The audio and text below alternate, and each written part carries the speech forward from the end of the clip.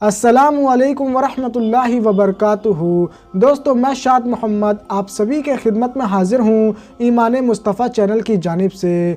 दोस्तों, आज आप सभी के लिए एक हिंदू लड़की और साथ ही साथ एक मुसलमान ऑटो ड्राइवर का एक बड़ा ही अजीबोगरीब वाक़या लेकर आया हूँ, जिस बारे में बताया जा रहा है कि ये वाक़या सच्चा है, लेकिन ये वाक़या मैं आप सभी को महज इबरत के तौर पर सुनाऊँगा। लेकिन दोस्तों, वाक़या का आगाज़ करने से पहले मैं आप सभी से एक छोटी सी गुजारिश करूंगा कि अगर आपने हमारे YouTube चैनल को सब्सक्राइब नहीं किया है तो चैनल को सब्सक्राइब कर लीजिए और साथ ही साथ नोटिफिकेशन बेल को दबा लीजिए ताकि आपको हमारी वीडियोस की नोटिफिकेशन मिल सके। और साथ ही साथ इस वीडियो को ज़्यादा से ज़्यादा शेयर कर दीजिएगा ताकि दुनिया वालों को मालूम पड़ सके कि दुनिया के सामने जो मुसलमानों की तस्वीर है वो कुछ और है और हकीकत में मुसलमान जो है वो किस तरह के होते हैं। दोस्तों, आप सभी को बता दूं कि ये जो वाक़या है ये यूपी के शहर लखनऊ का बताया जा रहा है, जहाँ के मुख्यमंत्री योगी आदित्यनाथ हैं। दोस्तों, आप सभी को बता दूं कि लखनऊ के अंदर एक हिंदू लड़की जो थी वो कॉलेज से वापस आ रही थी। दोपहर का वक्त था, गर्मी जो थी वो बहुत ही ज़्यादा शदीद की पड़ रही थी।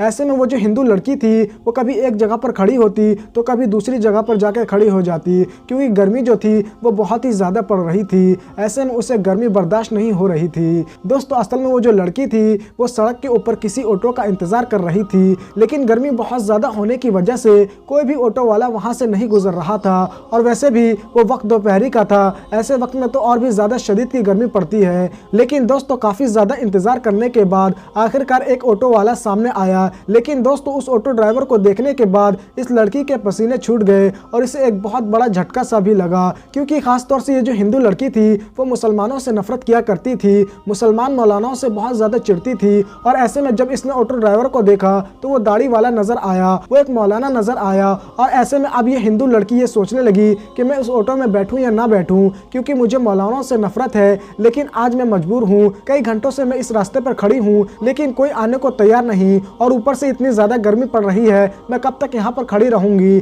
चलो कोई बात नहीं, आज मैं मजबूर हूँ, आज मैं इस ऑटो में बैठी जाती हूँ। ऐसे में उस हिंदू लड़की ने फ़ौरन ही ऑटो को रोका और ऑटो ड्राइवर से कहने लगी कि भैया मुझे ये बात बताओ कि फला जगह जाने के तुम कितने रुपए लोगे। ऐसे में दोस्तों, वो जो ऑटो ड्राइवर था जो कि मुसलमान था वो ये बात कहने लगा कि बहन वहां तक जाने के लिए महज मैं आपसे 200 रुपये लूंगा।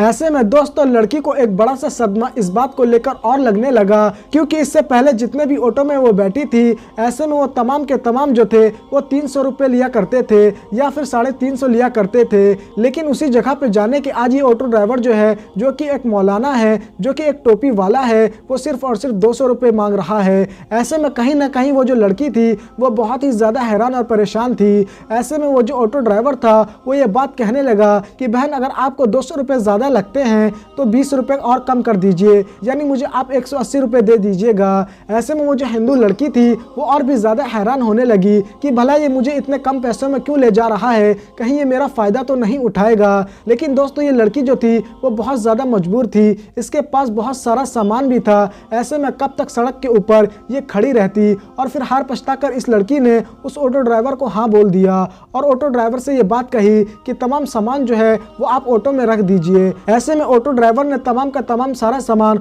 ऑटो में रख दिया और ऑटो चलाने लगा।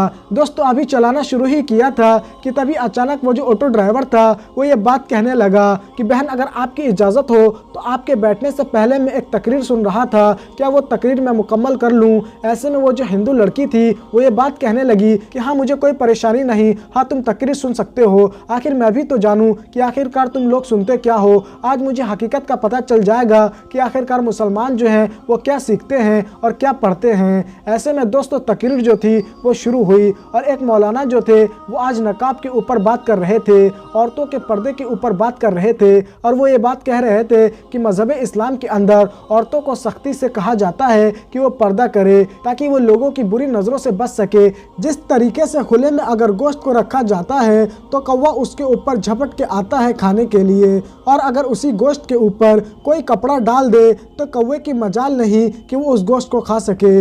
इसी तरीके से औरतों की इज्जत होती है, यानी अगर औरत बेपर्दा हो तो बुरे लोगों की नज़रें उसके ऊपर पड़ती है और ऐसे में कोई भी बड़ा हादसा पेश आ सकता है। और अगर एक और मिसाल दी जाए तो यहाँ पर इस तरीके से दी जा सकती है कि एक चॉकलेट जो होती है अगर वो पिन्नी में रहती है तो उसके ऊपर मक्खी या चींटी नहीं बैठती, लेकिन वही चॉकलेट अगर खुले में रखी हो तो ऐसे वक्त में उसके ऊपर मक्खी हो या चींटी हो या फिर और भी तरह के कीड़े मकोड़े हो तो उसके ऊपर वो जाकर बैठ जाया करती हैं। तो औरतों की इज्जत जो है वो बहुत ही ज़्यादा कीमती है। और दोस्तों हम सभी जानते हैं कि हीरे जवाहरात को लोग छुपा के रखते हैं क्योंकि लोग उसे कीमती समझते हैं, फिर औरतों की इज्जत को लोग क्यों कीमती नहीं समझते। दोस्तों इसी तरह का बयान जो था वो मौलाना साहब दे रहे थे और यही बात सुनते सुनते वो जो लड़की थी वो बहुत ही ज़्यादा हैरान थी और वो मन ही मन ये बात सोचने लगी कि हाँ ये बात तो सच है कि जब भी मैं कॉलेज में जाती हूँ तो मेरे ज़्यादातर कपड़े जो होते हैं वो काफ़ी हद तक छोटे होते हैं और शायद इसी वजह से कॉलेज के जो लड़के हैं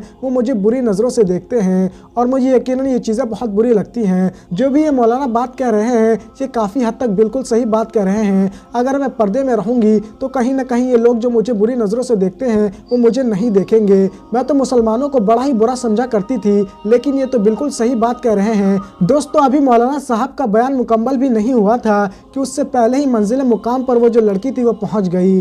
ऑटो ड्राइवर ने ऑटो को रोका और लड़की को ये बात कही कि आपका घर आ चुका है। ऐसे में दोस्तों उस लड़की ने अपनी माँ को फ़ौरन ही कॉल किया और अपनी माँ से ये बात कहने लगी कि छोटे भाई को नीचे भेज दो ताकि वो सामान जो है वो ऑटो से निकाल कर अपने घर ले जा सके।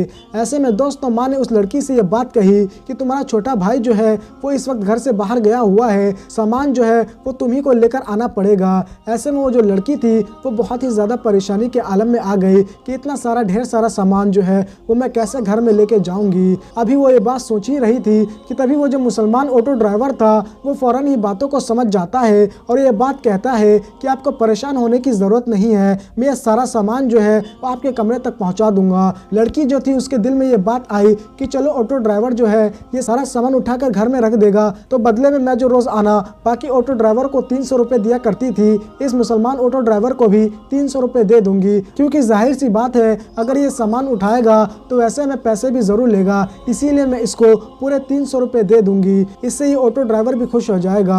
दोस्तों आपको बता दूं धीरे धीरे करके सारा सामान जो था उस ऑटो ड्राइवर ने जाकर उस लड़की के कमरे में रख दिया और फिर वो अपने पैसे मांगने लगा कि मेरी जो कमाई है वो मुझे दे दीजिए। ऐसे में वो जो लड़की थी उसने फ़ौरन ही 300 रुपये निकाले और उस ऑटो ड्राइवर को देने लगी। फ़ौरन ही वो ऑटो ड्राइवर जो था वो ये बात कहने लगा कि मुझे 300 रुपये नहीं चाहिए, मुझे मेरी कमाई के पैसे चाहिए, यानी मुझे सिर्फ 180 रुपये चाहिए जो कि जायज़ बनते हैं और मैं इससे ज़्यादा नहीं ले सकता। वो जो लड़की थी वो ये बात कहने लगी कि आप मेरा सामान उठा कर लाए हैं इसीलिए मैं आपको 300 रुपये दे रही हूँ। ऐसे में वो जो ऑटो ड्राइवर था वो ये बात कहने लगा कि हरगिज़ मैं आपसे सामान उठाने के पैसे नहीं ले सकता, क्योंकि ये काम जो है वो मैंने हमदर्दी के बिना पर किया है और मज़हब इस्लाम कहता है कि अगर कोई मजबूरी में है तो ऐसे वक्त में उसकी मजबूरी का फ़ायदा ना उठाया जाए, उसकी मदद की जाए और इसीलिए मैंने आपकी मदद की है। दोस्तों ये तमाम चीज़ें देखने के बाद वो लड़की जो थी वो बहुत ही ज़्यादा मुतासिर हुई